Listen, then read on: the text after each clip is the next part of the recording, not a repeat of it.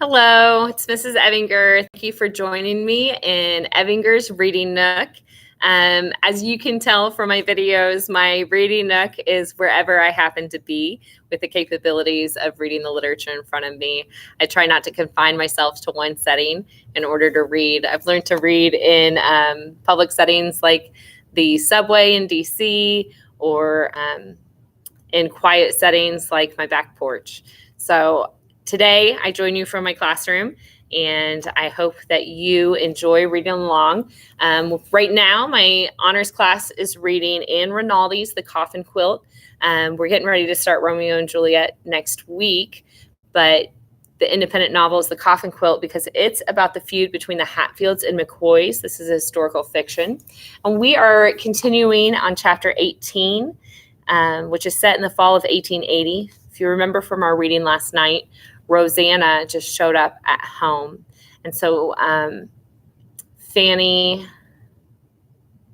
is terrified. It says, numb with terror again, I got up and followed obediently because Alifair just woke her up. And the night before, Alifair made her move her pebble from the side of the saved to the side of the damned because, great big sister there, right? Making sure she feels guilty. I am a big sister, so I can say things like that. I'm not always the nicest either. I try to be, though.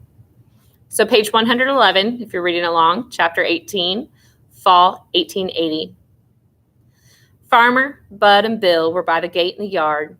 Mama was at the doorstep. Adelaide and Trinvilla were in the kitchen garden in front, all frozen like some painting I'd seen in Bible lessons. Mama looked like Lot's wife standing there, like she was told not to look at Ro or she'd be turned into a pillar of salt. She wasn't looking. She was turned away, talking to Trinvilla about the beans in the garden. I followed Alifair down the path to the gate and stood like a mule with colic, watching Ro come. She looked right smart in a new calico dress Aunt Betty had made her, and Clothilda had on a proper leather harness. At the gate she stopped, looked at everybody, sort of smiled. Howdy, she said. I started forward, but Alifair had a grip on my arm like a bear trap. Let me go! You made me come out here. Now let me go to her. I felt a panic rising inside me. Somehow I had to break free of my sister and keep Ro from coming to our gate.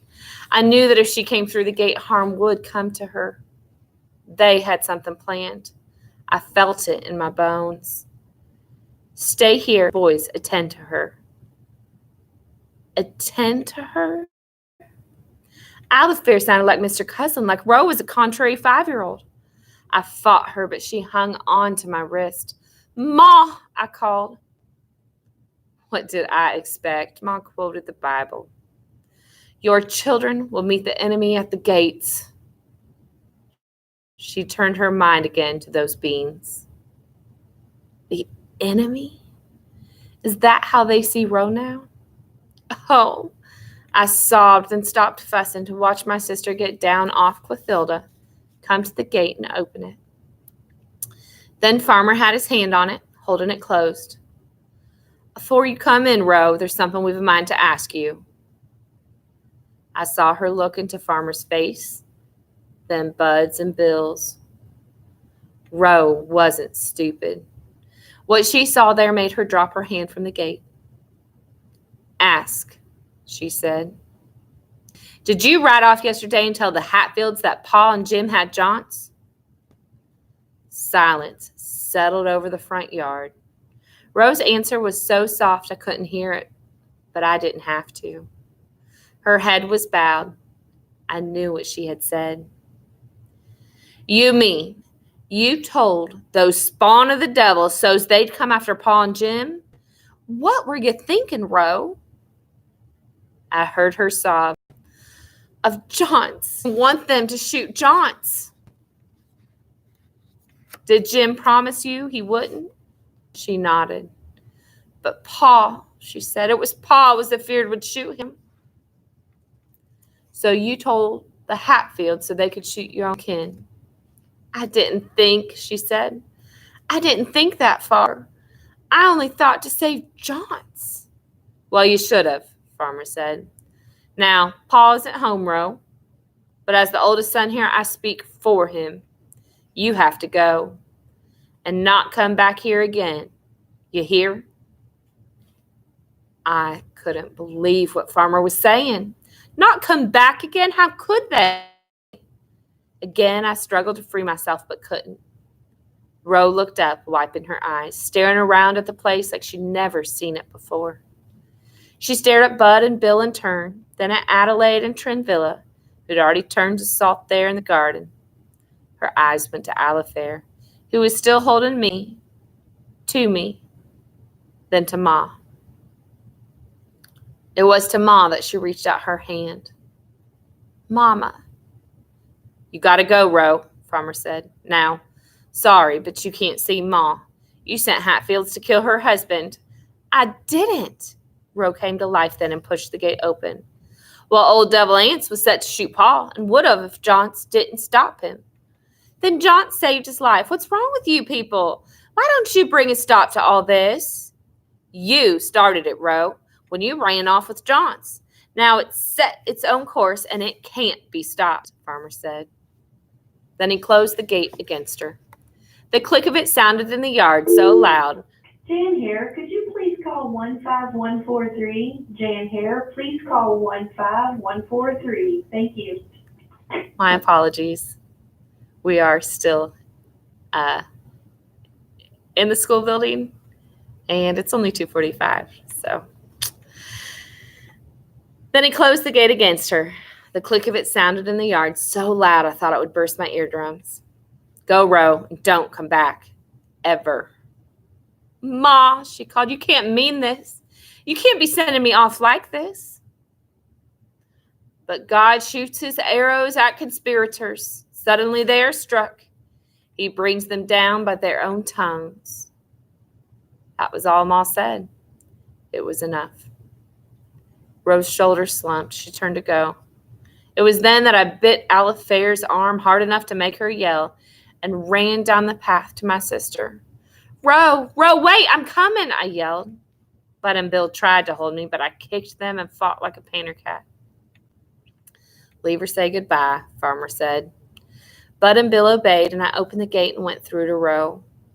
I hugged her, smelled her, felt the rise of her belly others did not know about. "It's okay, baby," she said. "It'll be all right. I'll be all right. Don't cry. I want to come with you." No, you stay here. Here's where you belong." I couldn't see her face for my tears. "I'll come see you," I whispered. "I promise." She nodded and smoothed my hair, tucked it behind my ears. I gave her one final hug and ran back through the gate. But I didn't run into the house. I ran around it, past the outbuildings, through the holler across the creek and into the woods towards my playhouse. My feet were bare. I felt the sharpness of rocks, twigs, underbrush, but I didn't care. Nothing could hurt me more than what they'd done to me this morning. Before I climbed the ladder to the treehouse, I stopped and looked around. I was all alone in the woods. Sunlight dappled through the colorful trees. A squirrel darted away when he saw me coming.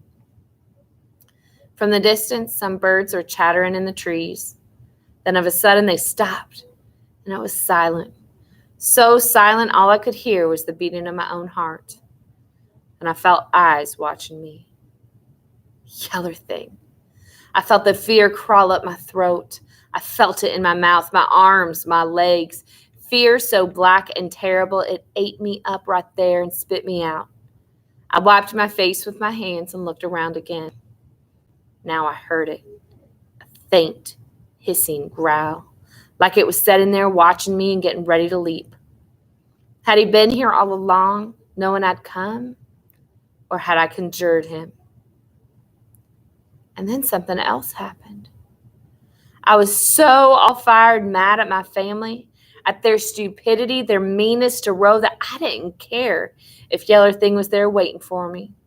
"Come on and get me," I yelled. "Come on, I don't care." I screamed it in the silent woods. It echoed, bounced off the trees. The roosting birds took off in fright with a flurry of beating wings, flew away, and then it was silent again. I waited, trembling in my cotton nightdress and bare feet, but the other thing didn't come. I think if I'd have waited all day, he wouldn't have come. Coward, I thought, only fit to scare little girls. And I climbed the steps to my playhouse. But inside myself, I knew he was no coward. Settled in my safe spot, I knew that it just wasn't time yet for him to come. That was all. He wasn't ready yet. He had more plans for me, more terrors for us all. Fanny! Hey, Fanny, you up there? Come on down, child. I'm here to take you home. Tolbert? Was I dreaming? I'd fallen asleep. I sat up and crawled across the playhouse floor to look down. No, I wasn't dreaming. It was Tolbert, sitting on his horse right below, peering up at me. You in trouble with Alifair again? She's meaner than a black bear, Tolbert. I hate her. And they sent Roe away for good. Did you know that? I hate all of them, and I'm not going home. Not with me. I came full awake then. I'm allowed? Ma told us you and Alifair had a set to. Maybe it's best you spent some time with me, Mary, and Cora. Got a bundle of your things. Well, you coming, or you aim to live in that tree house? So for all her Bible quoting, Ma did have her wits about her, and she sent Tolbert to get me away. From the ladder, he grabbed me around the waist and set me in front of him on his horse. If Yeller Thing was still in those woods, let him come out now. I double dared him. Page 117, chapter 19, fall 1880. Baby Cora toddled about in fat little legs, shaking her head and saying, no, when you told her she couldn't do something. I fed her, bathed her, combed her wispy baby hair, and I would have played with her all day if Tolbert didn't make me go to school. I stayed a week with them.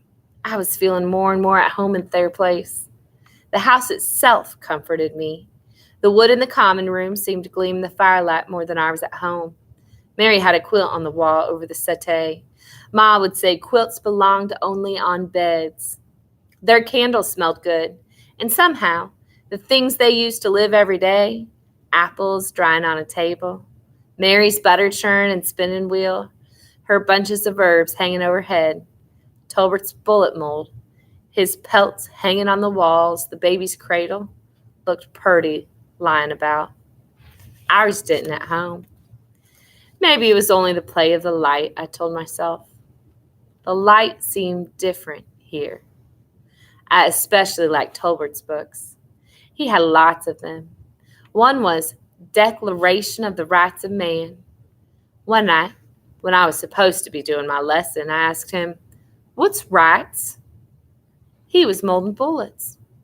It's something God gives us that nobody can take. Right to live and think free, worship, read, talk, have families, and raise them the way you want. It's what our ancestors fought for in the Revolution. You always have to fight for rights? He smiled. Most of the time, yes. Do only men have them? From a chair by the fire doing mending, Mary spoke. Well, answer her, Tolbert. But instead, he smiled. What do you want, Fanny? I want to go visit Roe. I miss her, and I'm afeared for her. Can't let you do that. Paul's got men in the woods with guns, lest Johns comes by. It's dangerous. You could come with me. It wouldn't be dangerous then. Silence. He wiped his hands with a rag. His yellow hair gleamed in the firelight. I saw him look at Mary, saw the look on her face like she was saying something without opening her mouth. Saw him nod to her. Then he said, All right, I'll take you. And I knew that Mary had rights. In bed that night, I was so excited about seeing Roe, I could scarce sleep. The last thought I had before going off was, then didn't God give Johns rights to wed Rosanna? Tolbert tells the best stories. On the way to Rosanna's, we passed Granny Meeker's place, which is about 2 miles from Stringtown. She was limping around her yard and waved to Tolbert. He waved back. Know why she limps? He asked. Of course I said no. So he told me. Said that she was a witch. She put a spell on old Henry Crumley, who had a farm down the road. To go about without, he should see her. She changed herself into an old hen turkey.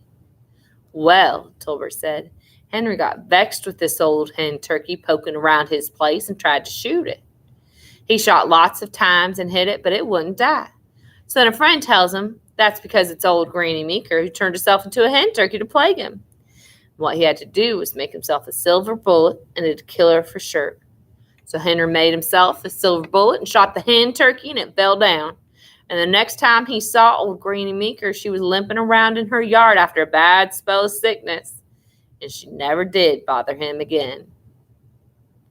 Do you think a silver bullet would kill Yeller Thing? I asked him. If and he'd stand still, probably. I pondered Tolbert's story on that ride to Aunt Betty's. I knew about witches. A witch woman could ask to borrow something from you, and if you refused, she could do you ill. Some people had witch marks over their doors to protect them. Ma said we didn't need one. Jesus would protect us. I wondered if a silver bullet would kill Yeller Thing. If anything would.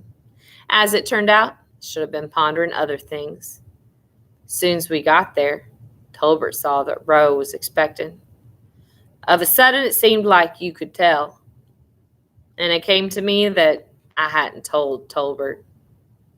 He didn't say anything, just went about his business of fixing Aunt Betty's door while me and Roe visited. She was working on the Coffin quilt. Has Johnson been around? I asked. No. Nobody's been here, Fanny. She sounded sad. I'm a marked woman, not only for the baby, but because I set the Hatfields against our family. I'm worse now than Belle Beaver, but it's all right. Aunt Betty is good to me, and we've been making baby clothes. I'm happy here. My baby will be born in March, and I'll have my little one to love. But don't you miss Johnson? She lowered her eyes, not looking at me. I told him I won't marry him, Fanny. What had happened in the past weeks? I just stared at her. All it'll lead to is killing, she said. You heard how Devil Ants almost killed Pa. I don't want my baby marked by such doings. She was set on it and would speak of it no more. So we made small talk, and soon the visit was over.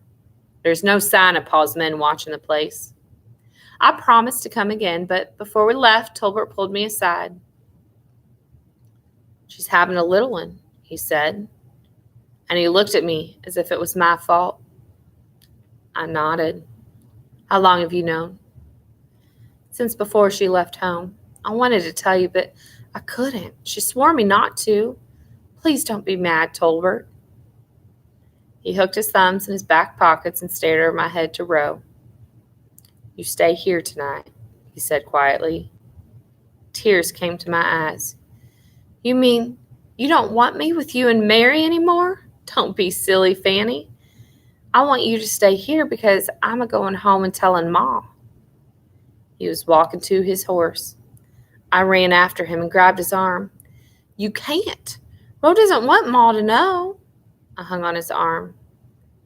Fanny, he said, I wasn't angry, but I'm a-getting there.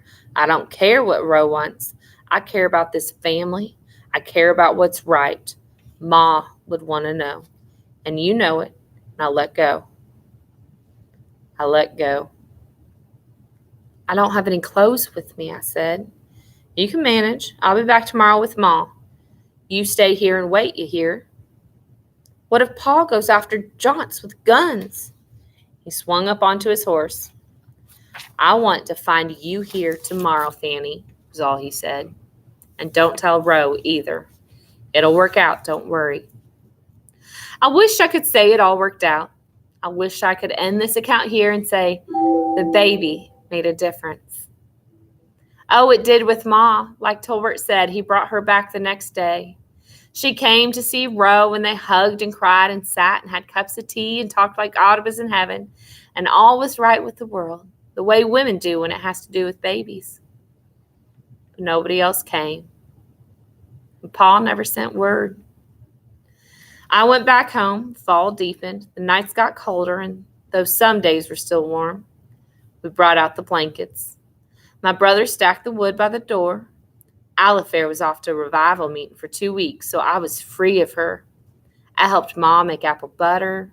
We went to a corn shucking. In church, they were getting ready for the Christmas pageant, and I was asked to be part of it. But all I could think of when they talked about Mary and how she didn't have a place to birth her baby was Roe, and how there was no room for her at our house or at Devil Anse's. I said no to the Christmas pageant. Nancy McCoy played Mary. I sang in the choir. The songs gave me comfort. At Christmas, I brought a special basket to Belle Beaver. She asked after Roe, and I lied and told her yes, I'd given her the comb and she loved it. These people around here ain't the forgiving kind, she told me.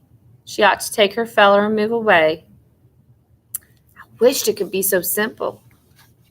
In March, the end of a bitter winter, Roe had a baby girl. Only Aunt Betty attended her, though I went with Ma to see her. Ma was beside herself with joy. Roe's joy was quiet and tinged with sadness. A darling little baby, Ma said. Looks just like you, Roe. Aunt Betty agreed. The baby had blonde hair, not dark like my sister's. Is everybody blind? Couldn't they see it looked just like John's? So we've been in 1880 for the last several chapters, and we're jumping to December of 1881. Okay, so just recognize that we've gone from fall of 1880 and Christmas of 1880 all the way to December of 1881, the following Christmas, chapter 20, December 1881. Roe's baby, little Sarah Elizabeth, loved me. She was only 9 months in December, but Rose said she looked for my coming. When I did come, she wanted only me, clung to me and stared at me with her big blue eyes as if I was somebody special. It made me all weak and mushy inside. I hated leaving her. Your sister's in a little paradise all her own, Aunt Betty told me, and I feel like a grandmother. I'm enjoying it a heap, I can tell you. I envied Roe living in her cottony world, but the world outside went on meaner than ever. I didn't tell her, of course, but neighbors gossiped about her and the baby, saying it was conceived in sin, that it had the hated Hatfield blood. On the other side of the coin, word came to us that Devil Anse was sorry he hadn't allowed Johns to wed Rosanna. He'd heard about the cunning baby and was going around bragging that it had his blood. But now it's too late. Too late why? I asked Mom. She only shook her head and didn't say.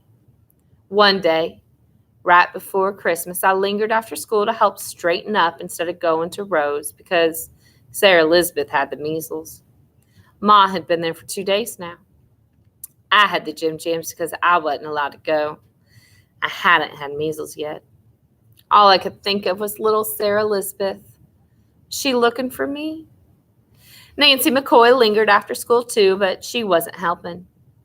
That's when she told me that Johns was a carousing and drinking and seeking solace at Belle Beaver's place. What for? I asked. She grinned. What is it for maple candy? Such a shame a nice boy like Johns going to Belle for solace. She should be told to leave him be and maybe he'd wed who he wanted. Why was she taken up for Rosanna of a sudden? Then I decided that though Nancy was a low-down Slytherin snake, maybe she was right. Maybe all that had to be done was tell Belle to turn Johns away so he could think how much he loved Rosanna. He'd only been once to see the baby. That's what he needed, to visit again and see that adorable child. Ma had got up a big basket of victuals for Belle, and I was to take it on the 22nd. I thought it brave of Ma. Other church ladies were all in a huff about Belle. It seemed like a lot of their menfolk were visiting her again, so they'd sent a delegation to my brother Jim, who said he'd ponder it. Jim never did anything without he pondered it well. And I know he told Tolbert and Mary that it wasn't right to turn a woman out of her home in the snows of winter.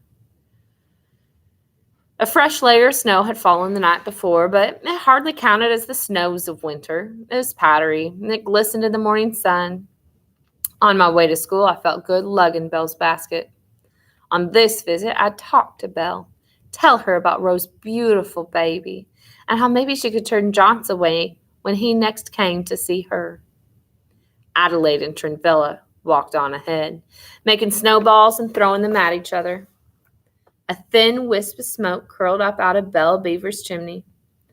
I hurried down her narrow path and knocked on the patched-up door. Usually she came right out, but now she didn't. I knocked again. There was a muffled sound from inside. I pushed the door open and dropped the basket. A jar of molasses in her hand rolled onto the floor. I stood there and screamed. Belle was hanging from the rafters, buck naked and dead. I turned to run, but a cry stopped me, and then her feet started to wiggle. She was alive. And then I saw she wasn't altogether naked, but that her print dress was pulled up and tied around her neck. Cloth was stuffed in her mouth. I had to do something, but what? She was mumbling through the rag in her mouth and casting her eyes in the direction of the small bench. I crossed the room to seize it. More muffled cries. She was shaking her head no. Why? Oh, she was now looking to a table where a bowl and a cup and some utensils were laid out, and I understood. There was a large, ugly knife. Of course, she wanted me to cut the rope. I grabbed the knife, dragged over the small bench, and climbed onto it. But when I reached up, I could not reach the rope binding her to the rafters. I couldn't even reach the gag in her mouth. I must get help, I thought. The fire in the old stone fireplace was fast fading. The place was freezing cold. I jumped down from the bench. I'm going for help. The school is closer than my brother Tolbert's house. I'll be back soon. Before I left, I threw a log on the fire. I ran all the rest of the way to school. I heard Mr. Cuslin ringing the old school bell before I even got through the woods. Saw him walking back across the snow-covered yard to the school.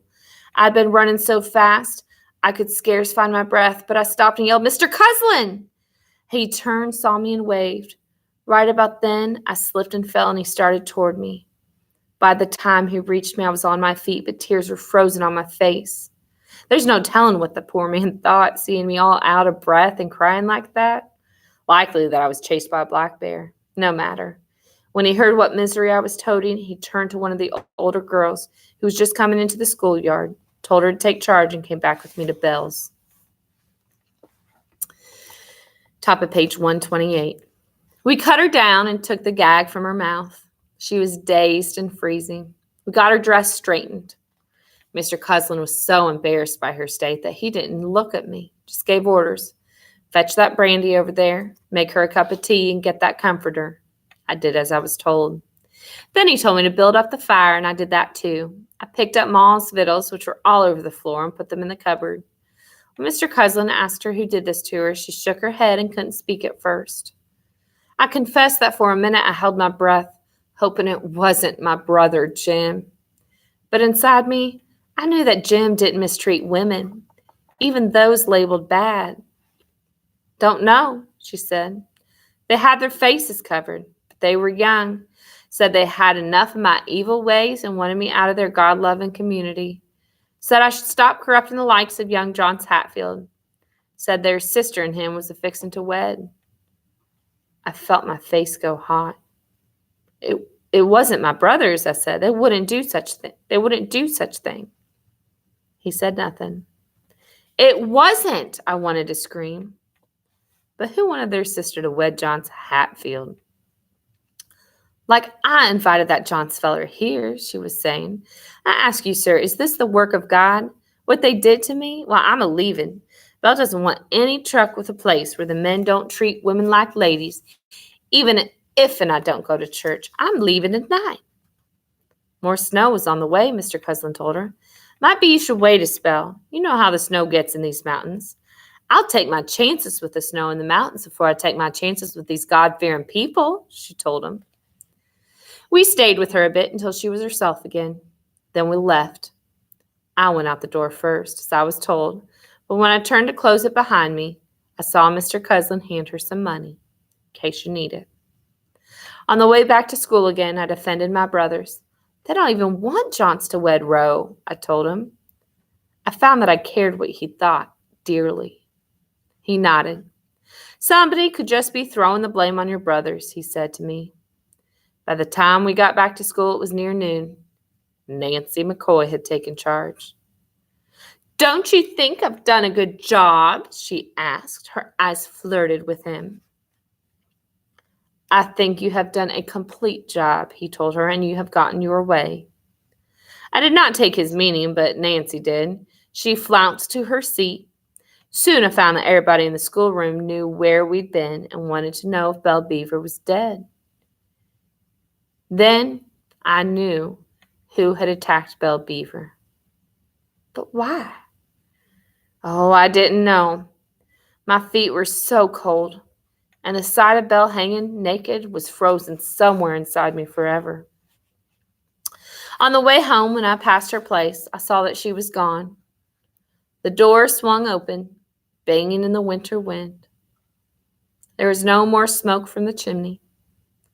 Ahead of me on the path, I heard Adelaide and Trinvilla giggling. Too bad, Adelaide said. Now the only bad woman left in these parts for people to talk about is our own sister. I caught up with Adelaide, gave her a good smack, and kept running. I'd be punished when I got home by Alifair, but I didn't care.